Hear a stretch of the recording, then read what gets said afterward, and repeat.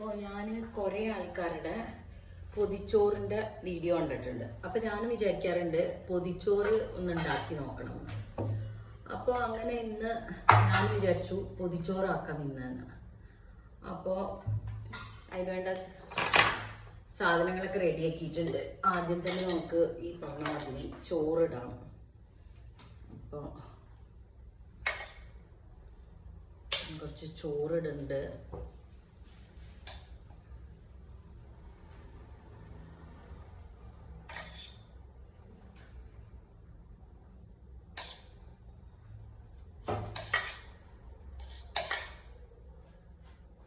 ചോറിട്ടിട്ടുണ്ട്.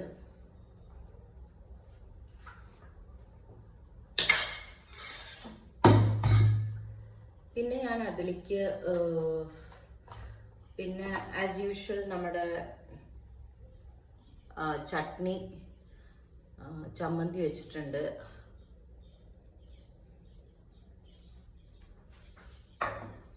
പിന്നെ നമ്മുടെ പയറുകൊണ്ടുള്ള ഉപ്പേരിയാണ് കേട്ടോ. അപ്പം അത് കുറച്ചിടുന്നുണ്ട്.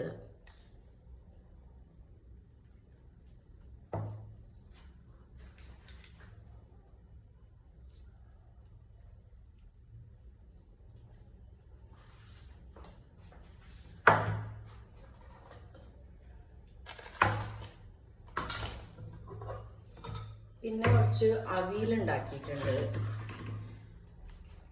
മുരിങ്ങക്കായും പിന്നെ അതേപോലെ ചേമ്പിൻ്റെ തണ്ട്, കുറച്ച് ക്യാരറ്റ്, ബീട്രൂട്ട് ഇതൊക്കെ പാടിട്ടിട്ടുള്ള കുറച്ച് അവിയലുണ്ടാക്കിയിട്ടുണ്ട്. അപ്പോൾ അവിയലാണ് ഞാൻ അതിൻ്റെ സൈഡിൽ വെക്കുന്നത്. അപ്പോൾ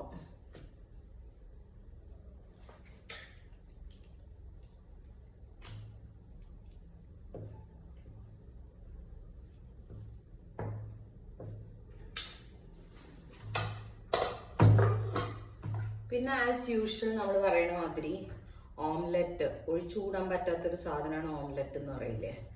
അപ്പം അത് വെക്കുന്നുണ്ട്.